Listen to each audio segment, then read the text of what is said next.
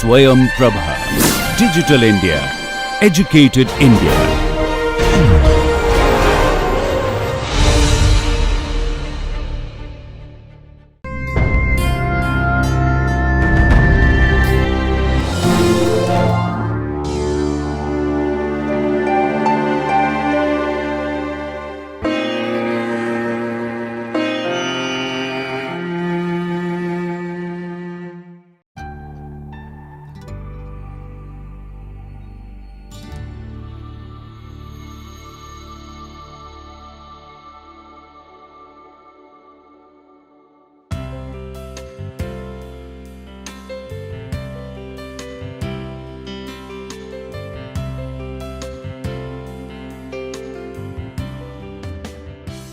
Hello everyone.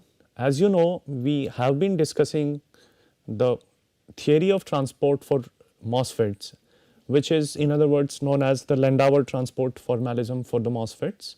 Let's quickly review what we have seen.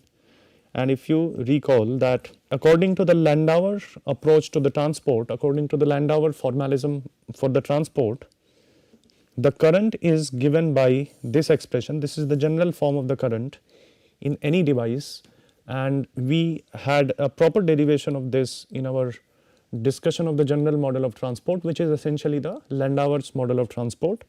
And in this, the current is dependent on the number of modes in the channel, the transmission coefficient, and this F1 minus F2, which is also the forcing function for the device. So, we derived this expression for a two terminal device like this, in which one of the terminals is grounded, second terminal is connected to a certain voltage, this terminal is grounded, and in this device this is the general form of the current that we obtain by using the Landauer formalism for transport. So, there is this small thing that we need to keep in mind, that this Landauer transport model, this is not a purely quantum mechanical model, this is a semi-classical model. Although we use quantum mechanics extensively in this, we use the density of states of electrons, which comes from quantum mechanics, as we have seen earlier. We use the Fermi distribution of electrons in the contacts. We use a bit of quantum mechanics in calculating this transmission coefficient, but still it is assumed that electrons are like particles. We assume that electrons travel in wave packets, which can be approximated by a particle of effective mass m star.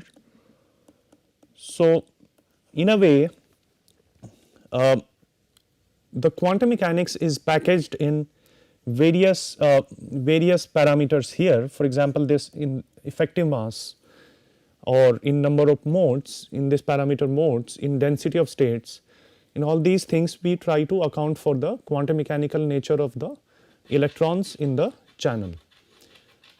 But please keep in mind that this is not a purely quantum mechanical treatment of transport. That becomes quite tedious for devices like this.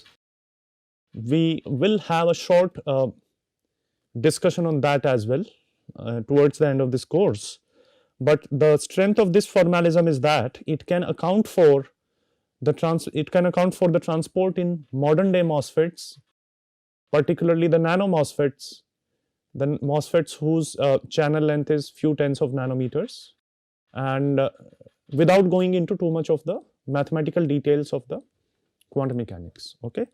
Now, using this model, we are able to calculate the IV characteristics, we are able to calculate the various electrical properties of the devices, especially the nano devices even in ballistic regime, and that is the strength of this kind of formalism for the transport.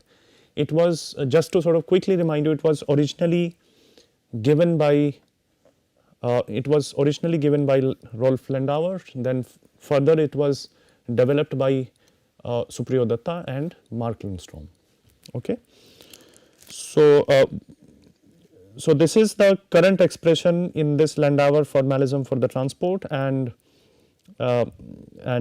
this is what is also what we use in MOSFETs as well. So this is what we will also use in the MOSFETs. Just to quickly recall that in MOSFETs the general form of the current is given by this expression.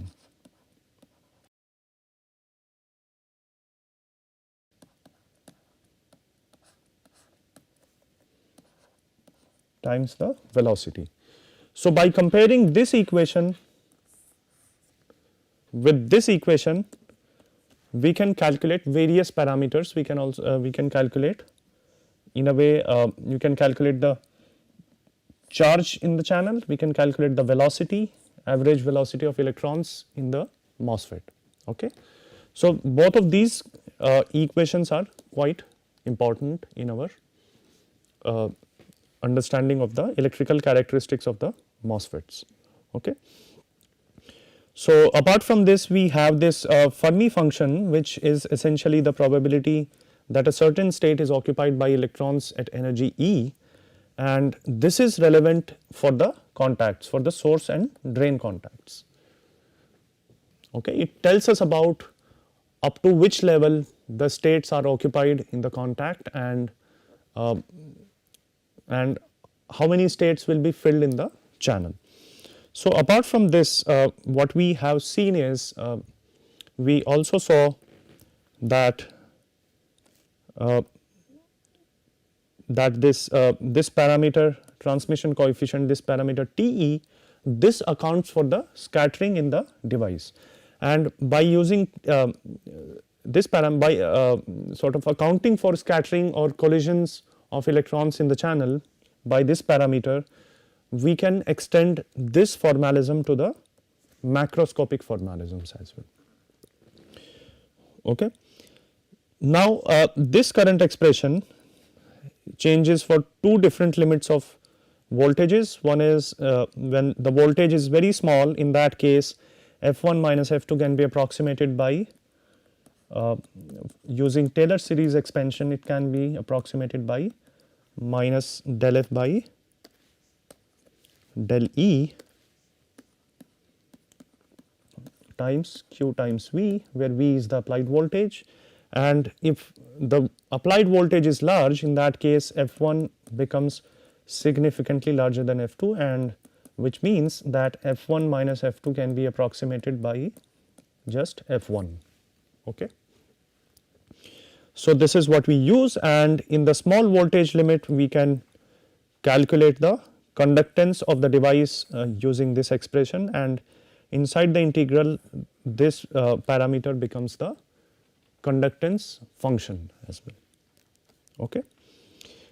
Further, in the last class we saw that that this transmission coefficient is given by the ratio of the flux outgoing from the device, the flux of electrons coming out of the device on the right terminal, divided by the flux of electrons entering in the left side of the device, on the left terminal of the device. So in the last class we did an explicit derivation of that, and we calculated that the transmission coefficient is given by 2dn divided by Vt times L, where now this Vt is an interesting parameter. Vt is known as the unidirectional thermal velocity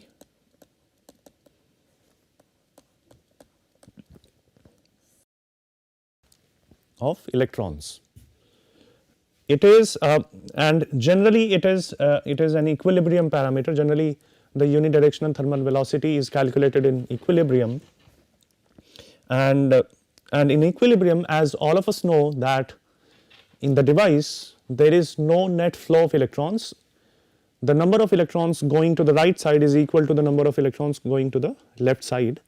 So the net velocity of electrons is 0, but if we only account for the electrons going to the right side, there will be a net velocity, and that is known as the unidirectional thermal velocity, and this is the average velocity of electrons going from the source side of the device to the drain side of the device, from the left side to the right side. Okay? And since this is the average velocity, we need to take proper average while calculating this velocity, and this is an important parameter in MOSFETs, because if you remember the current equation is W times average charge times this average velocity. So, this average velocity is the velocity of electrons at the top of the barrier, and this is highly dependent on the unidirectional thermal velocity, because as you might remember that MOSFET is a barrier control device, and this is the kind of barrier that is there in the MOSFETs, and this point, the point at the top of the barrier, is an extremely important point, and at this point the electric field is very weak.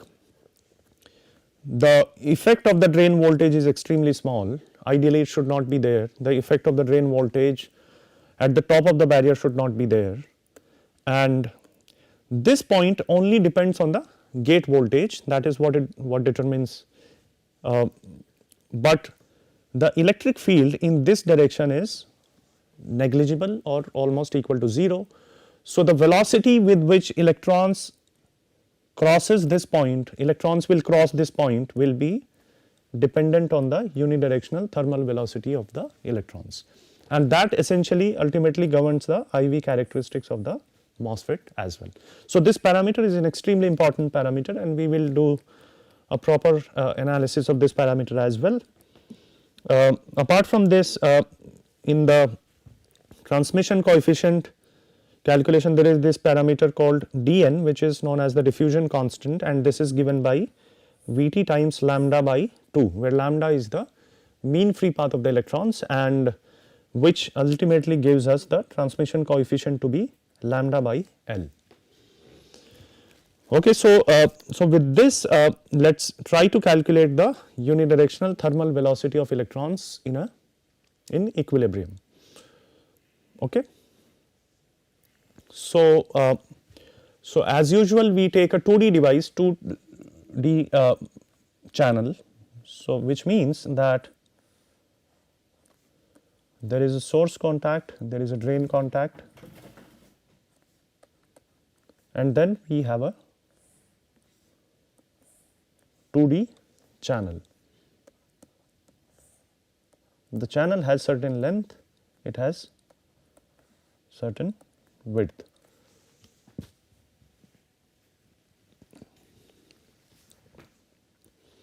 This is the final expression of the unidirectional thermal velocity that we obtain for non-degenerate semiconductors.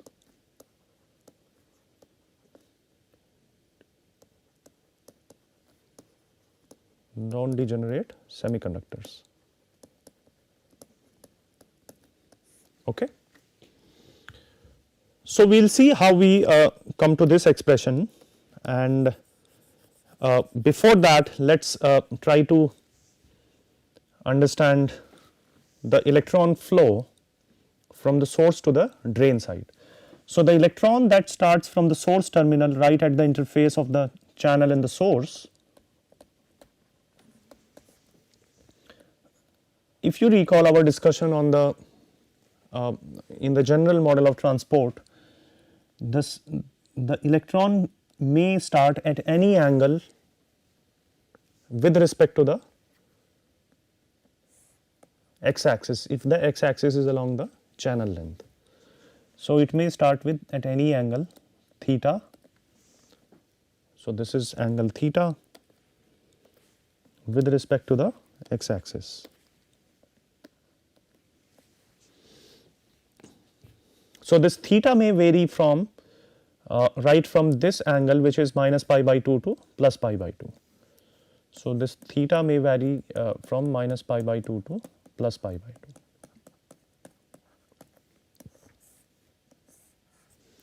And if you recall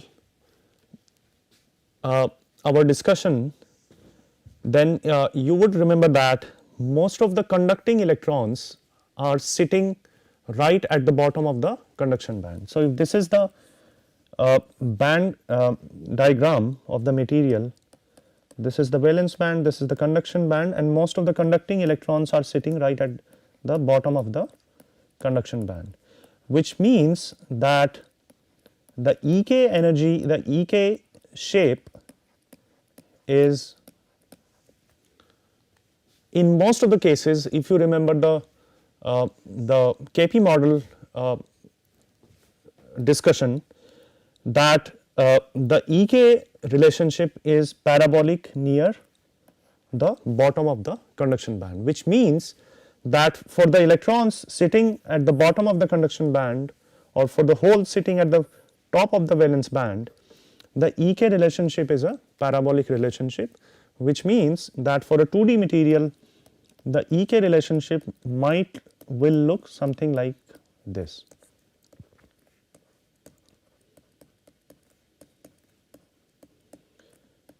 K y square divided by 2 m star. So, this will be the energy of electrons apart from the this. If this is EC 0 energy, this will be the total energy of the electrons sitting in electrons traveling in the device from the source to the drain side. Okay. And if we try to plot this for the parabolic bands, it turns out that the velocity also.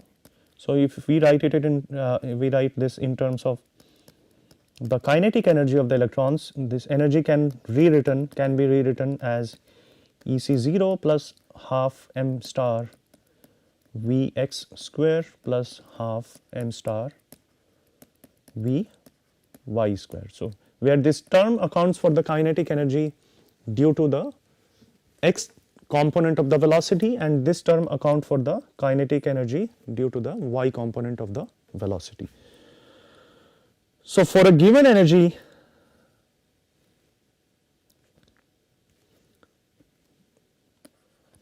the total velocity will be, or this will be the magnitude of the total velocity. And if we see from here, it turns out that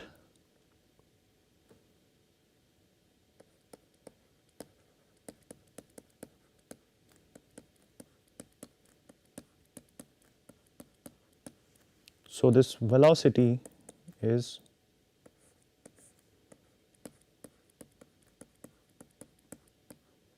E minus EC 0 divided by, sorry, this is only the m star. So, this velocity is independent of the angle at which it starts from the source side. So, that is the point here, that the velocity depends only on the energy and not on the angle. As I told you earlier, that unidirectional thermal velocity is like the average velocity of electrons in the channel, and this average actually needs to be taken over two quantities. One is, so since it is a unidirectional velocity, so we need to only account for electrons traveling in the plus x direction, and first average is over the various angle through which the electron will be traveling from the source to the drain, and the second average will be over the energy states in the channel. So, in order to calculate the unidirectional thermal velocity of electrons in the channel, we need to take the average of velocity over angle and over various energy states in the channel. Okay. So, if the electron starts with velocity v, or better Ve, from the source terminal at an angle theta, Vx plus will be Ve cos theta. Okay. So, if we take average over angle,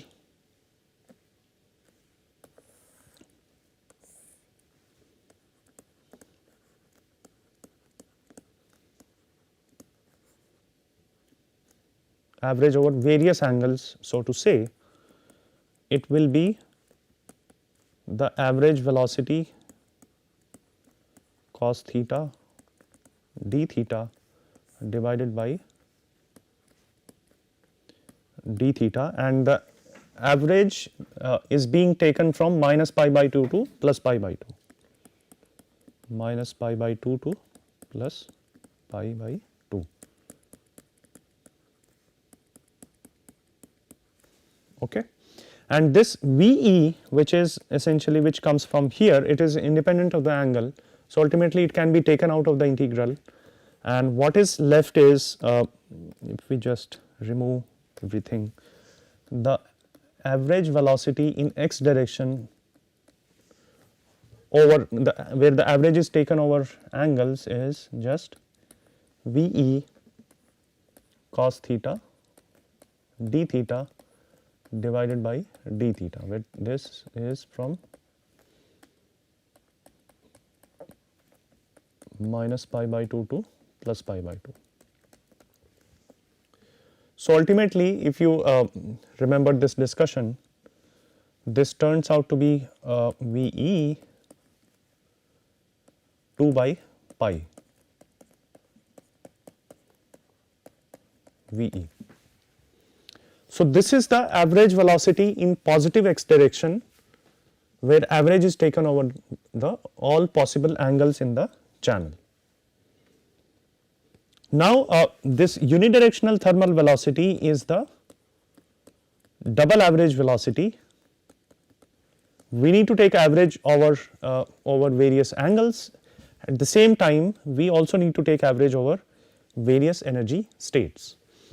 So, this finally this unidirectional thermal velocity will be the average of this average velocity. Now, the average needs to be taken over the various energy states in the channel. So, which means that this will be Vx plus dE Fe times dE divided by dE Fe dE. And since we are doing this calculation at equilibrium the source Fermi level and the drain Fermi level will be the same. So, we can take a general Fermi level, which is a generalized Fermi level, so to say, and this unidirectional thermal velocity will be given by this expression now. So, let us do a bit of maths here. This dE is the, if you remember, dE is the density of states, Fe is the Fermi function. Okay. And since we are considering a 2D channel, in that case this dE is essentially, so this is the unidirectional thermal velocity, and in a 2D channel this dE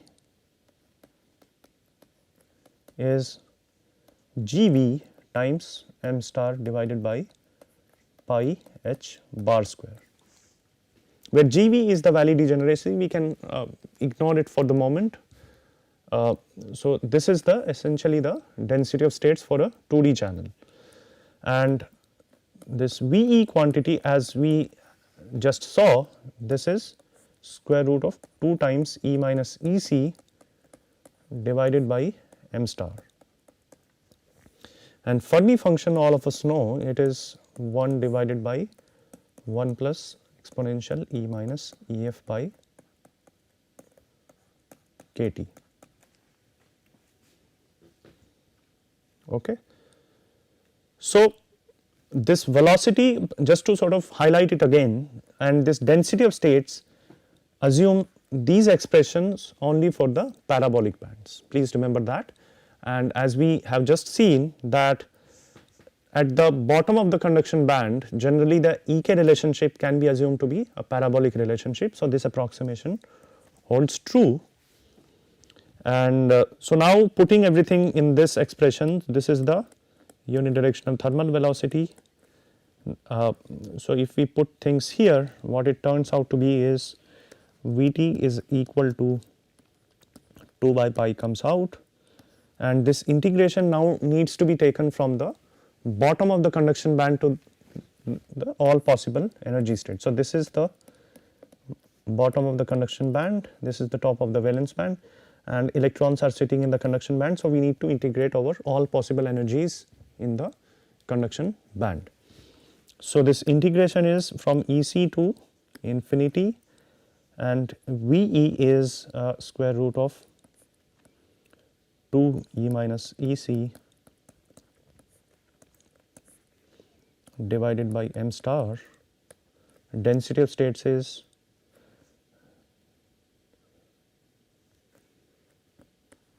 GV comes out, m star divided by pi h bar square times 1 divided by 1 plus exponential E minus EF divided by KT. In the denominator, we have EC to infinity m star GV m star divided by pi h bar square times 1 by E minus EF by KT. So this GV and GV can cancel out, m star by pi h bar square, they can also be taken out of the integral and can be cancelled. So ultimately what we are left with is we are left with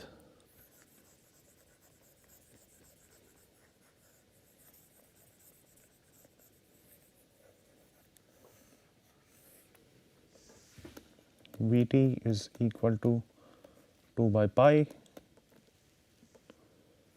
square root 2 divided by square root m star, and in the integral we have square root of E minus EC times 1 divided by 1 plus E minus EF by KT.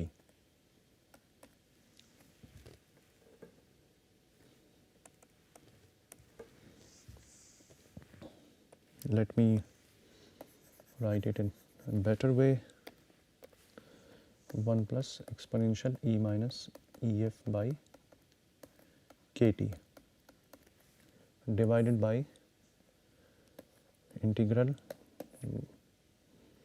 1 divided by exponential E minus EF by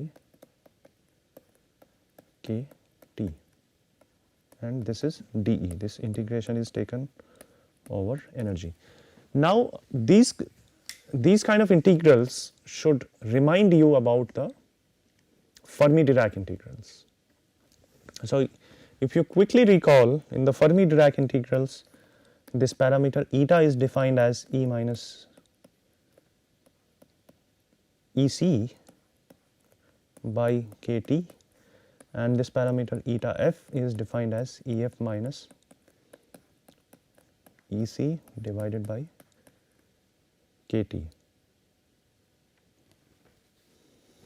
Okay, and using these parameters, by making these replacements, we can convert these integrals to the Fermi-Dirac integrals.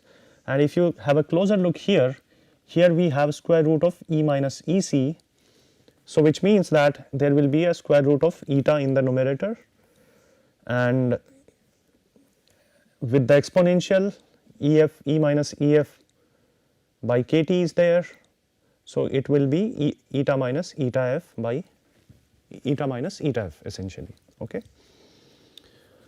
So, and the order of the Fermi-Dirac integral actually depends on the power of eta in the numerator. So ultimately, let me have a cleaner picture here.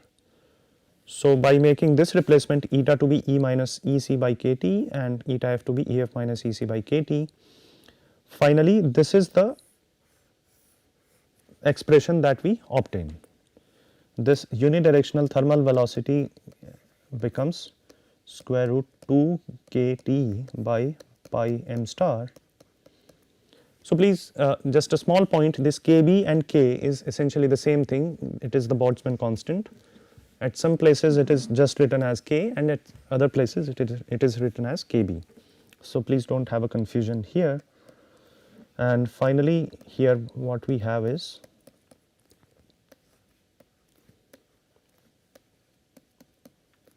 d eta divided by 1 plus eta minus eta f.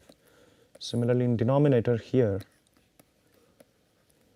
we have d eta 1 plus eta minus eta f. So this numerator is the Fermi-Dirac integral of order half, and this denominator is the Fermi-Dirac integral of order 0. Okay. So which means that this unidirectional thermal velocity ultimately turns out to be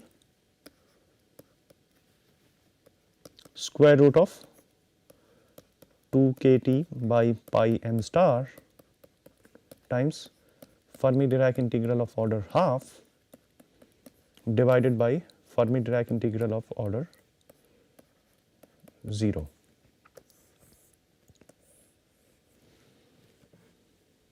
All right, this is essentially written here.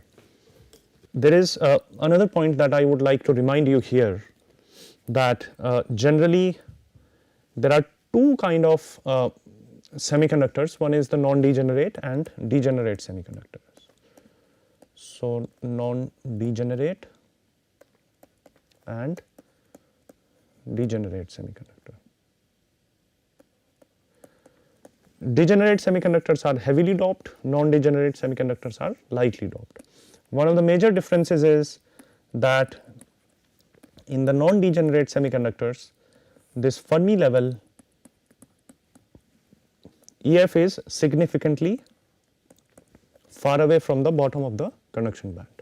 In the degenerate semiconductors, this EF is quite close to the EC, or sometimes it is above EC as well. So in non-degenerate semiconductors and in Mosfets below threshold, whenever the barrier the channel charge is not there, which means the barrier has not been lowered significantly, in that case these Fermi-Dirac integrals of any order, the Fermi-Dirac integral of order can be approximated by exponential to eta f. So the order does not matter when the semiconductor is non-degenerate and the MOSFET is below threshold. You can do this small exercise. We already saw this in our discussion of the general model of transport. So in these two conditions, generally we take non-degenerate semiconductors in our devices, and below threshold both of these numerator and denominator Fermi-Dirac integrals. In numerator we have the Fermi-Dirac integral of order half, in denominator we have Fermi-Dirac integral of order 0. Both of them boils down to exponential eta f, which means that the unidirectional thermal velocity will be given by, so both of them will cancel out this value, which is the result that we actually had shown in the beginning. So this is how we calculate the unidirectional thermal velocity in the MOSFETs, and this is an extremely important parameters. Please remember that, because this is quite crucial while calculating the current in the MOSFETs, and also while trying to understand the saturation in the MOSFETs, as we will see in the coming classes. So I would recommend you to go back and do this calculation yourself. This is not an extremely difficult calculation. It is this calculation has many terms, so it might look a long calculation, but it is not a difficult one. So please go back and do this, and in the coming class we will start discussing the other concepts. So thank you for your attention. See you in the next class.